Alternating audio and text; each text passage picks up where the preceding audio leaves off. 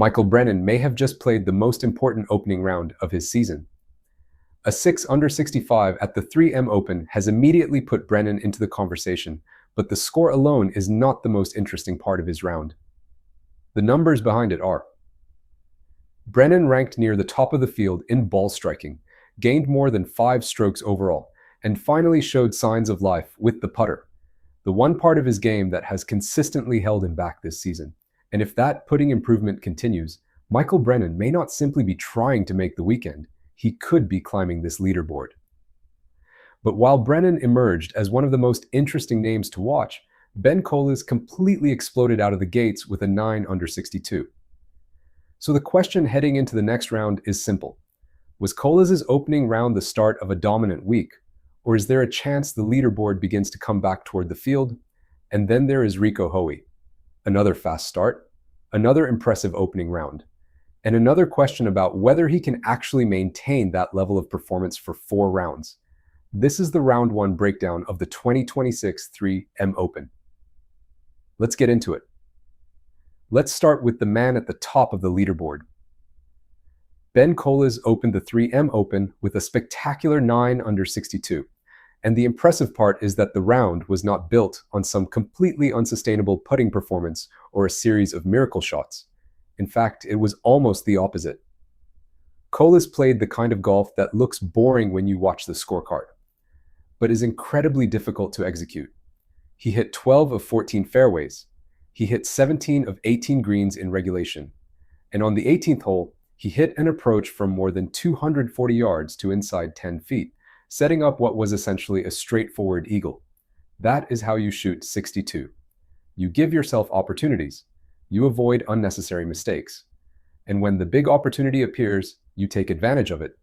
Kohles finished 2 shots ahead of Emiliano Grillo, Jackson Koiven, and Gary Woodland. But despite the massive opening number, this tournament is nowhere near over. There are roughly 25 players within 5 shots of the lead, and perhaps most importantly, Scottie Scheffler is only 3 shots back. So even though Kohles has created some separation, the leaderboard is still extremely crowded. And that is why the next round could be fascinating. Because shooting 9 under is one thing. Repeating that level of golf is something completely different. Why a 62 can create a problem here is the difficult part about leading a tournament after shooting a number like 62. You have already played almost perfect golf. Kohles hit fairways. He hit greens. He avoided the big mistakes. He made the crucial putts. And he finished with an eagle opportunity. But the next day, the standard is suddenly different. Now every missed fairway feels more important. Every missed green feels more frustrating. And every par can feel like a lost opportunity because you just shot 9 under the day before. That is why players who shoot extremely low numbers in the opening round can sometimes struggle to replicate that performance immediately. This is not a prediction that Kohles is going to collapse. Far from it. He clearly played excellent golf. But the question is whether the course continues to give him the same opportunities, and whether the putter stays hot enough to maintain the advantage. The good news for Kohles is that he did not need to rely on one unbelievable part of his game. His ball striking was excellent. That gives him a much stronger foundation heading into the next round. Still, with a large group of players chasing him, the tournament could change very quickly. Michael Brennan is the name to watch. Now let's get to the player I think deserves the most attention heading into the next round. Michael Brennan. Brennan opened with a 6 under 65. And on the surface, that is already a very good score. But when you look underneath the scorecard, the round becomes even more interesting. Brennan gained more than 5 strokes overall. He ranked 2nd in the field in ball striking. And his approach play was outstanding. That is a major reason why I think Brennan could be one of the biggest movers on the leaderboard. This is a player whose best performances have often come at courses that reward strong driving. Brennan won the Bank of Utah Championship at a venue where players can create separation off the tee. He finished inside the top 20 at the Butterfield Bermuda Championship, another event where strong driving can make a significant difference. And earlier this season, he also posted a top 30 finish in Puerto Rico at another course that can reward players who create advantages with their length and tee shots.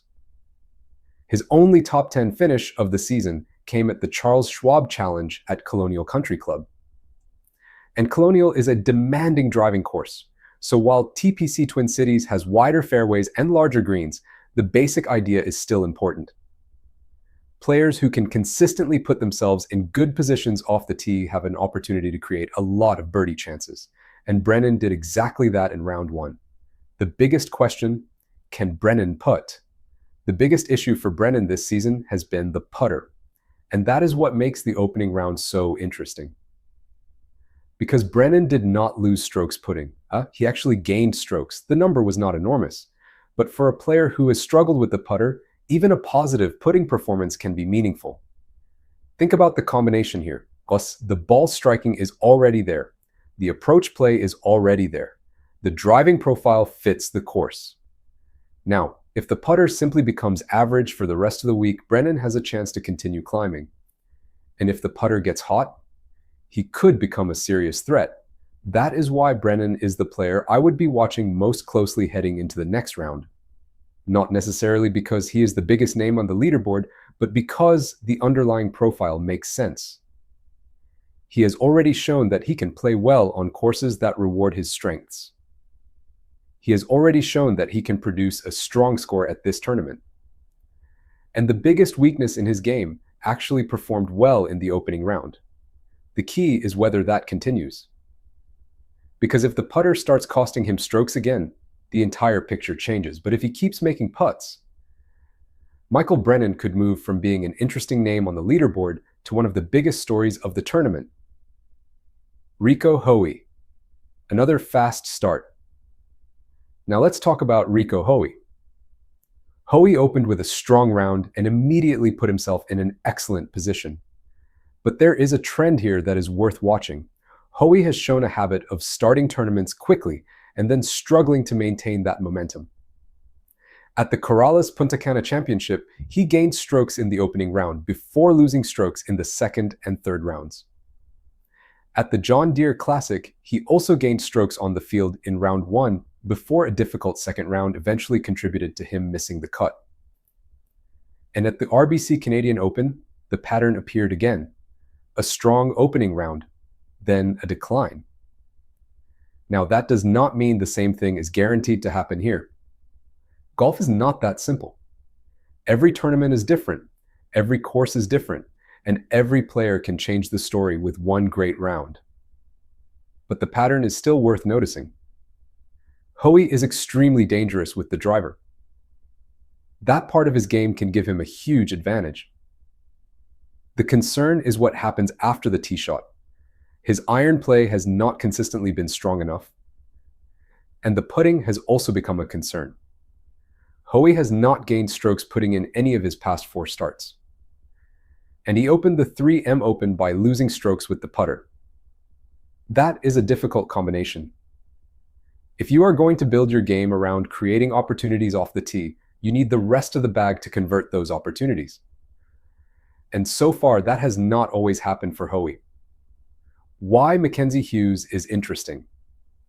On the other side of that matchup is Mackenzie Hughes. Hughes is not necessarily going to overwhelm you with distance. He does not consistently dominate the field off the tee. And his ball striking numbers are not always elite. But Hughes has something that can keep him alive in almost any tournament. He can putt. And he has repeatedly shown the ability to overcome weaknesses in other parts of his game with the flat stick. Look at some of his recent results. He finished inside the top 20 at the Corrales Punta Cana Championship. He also posted multiple top 10 results, including one at Colonial. And in those events, his success was heavily connected to his putting. That creates an interesting contrast with Hoey. Hoey has the explosive driving profile. Hughes has the ability to save himself with the putter. So this is not a matchup where the statistical profile is completely one-sided. Hoey may have the advantage in raw power, but Hughes can make the game extremely uncomfortable if he gets hot on the greens.